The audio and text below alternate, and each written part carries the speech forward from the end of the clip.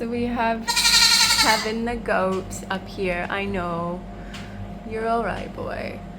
And he is getting weathered today. It's like basically being neutered.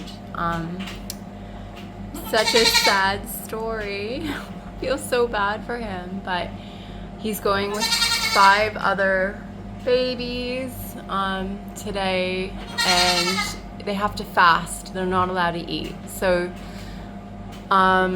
this is the first time we've ever done this. We're going with friends of ours who are experienced goat owners, and it is, yeah, I don't know, it's a challenging process. We tried to do a cage last night. It lasted literally 5 minutes, not even, because it was just so traumatic for him and his mom and his twin sister for him to be in a cage. We tried to keep them together, but it wasn't working. It was just too traumatizing. So the amount of milk that he would have drank overnight is so, hey sweetheart, is so negligible. They're not drinking too much from their mothers now. It's more of a 5-second nurse just for reassurance. So we weren't worried about him eating food overnight. So the next best thing was to bring him into the laundry. So not ideal, but he knows us, he trusts us, and all we're doing is we've got some horse brushes up there. So we've got like a currying brush and a grooming brush that we use for our horseback riding, and we've just been giving him lots of massages and words of affirmation, and that's about all we can do. So he's got a window to look out, and he's also got a window to look out over there. So he's pretty calm, actually, all things considered, as long as he can see me. And we've got this handy door, so it's like a half door, which is great. And he can't hop over. He'll try to hop up to see me. There he goes. Hey, Kevin. But yeah, I'm home today. I'm nice and close. Lots of reassuring cuddles and pats, and we just hop in here anytime to give him those reassuring pats. But it's a bit sad for those of you who are concerned about animal cruelty. This is the kindest thing we can do. Like the cage suggestion from the vet, it was so unrealistic. He was headbutting the cage, flipping the cage over. The mom and the sister were in high distress, and all 3 of them were in high distress. Like, there was no way I was going to do that to them. So this was the next best thing. He's definitely, out of sorts. He's crying, but he was in frantic mode yesterday in his cage. So this is the next kindness that we can provide. And for those of you who don't know anything about weathering, it's neutering the animal. So obviously keeping an animal intact is the best and most humane way to do it, but this is the reason why people would want to weather their goat is because billy goats go into rut, and it's really difficult on their body. By weathering your goat, you're actually increasing its life expectancy, and they have such a beautiful property here. They've got such a lovely life. He's going to be so loved and taken care of.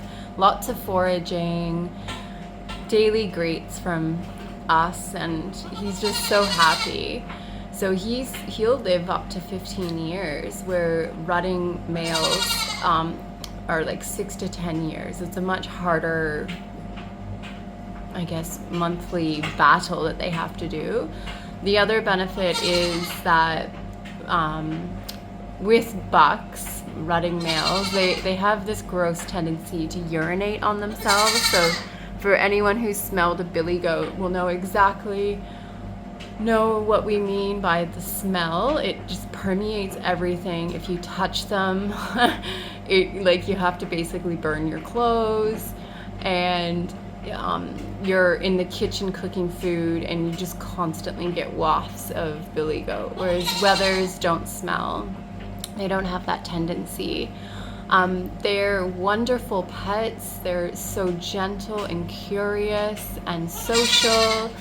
and they obviously help with lawn mowing and weed control. So you can mix weathered goats in with bucks, so intact males, and you can also mix weathered goats in with does and females that are even in heat. So people like to keep a wether because when a female goes in heat, they the weathered males will get a bit bucky, like they sort of exhibit this bucky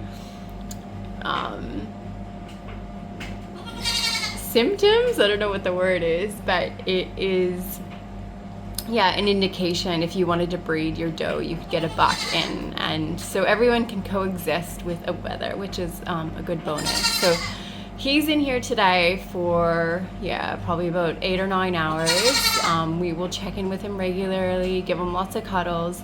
And then he is going with 4 other males, 2 of them he knows, and they'll be traveling together to the vet to get the operation. They'll have pain medication, and then after that he can come back home and go straight back into the paddock with his mom and his sister and his other goat friends. So I'm so thankful that it's not an overnight thing. He can go by the end of the day, he'll be back in with his mom, and everyone will be happy. He might be a bit sore, but he does have pain medication for the next few days after the procedure. So yeah, this is an update on our goat in our laundry room.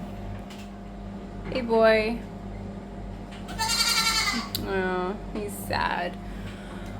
I guess this is why people who want a hobby farm or have a small holding farm quickly realize it's not for them. But we just love our animals so much. So I guess where you draw the line in the sand of, I guess there would be a lot of people that would be like, there's no way this goat is coming in to my house. Like, I have cleaned up 5 poos and the biggest wee already. I'm hoping that by fasting he won't poo as much. He's got water. We've got a little bucket of water there for him. But yeah, I don't think many people would be willing to have a goat in their laundry room. But we love him and I feel so bad for him. I'm just here, boy. It's okay. It's all right.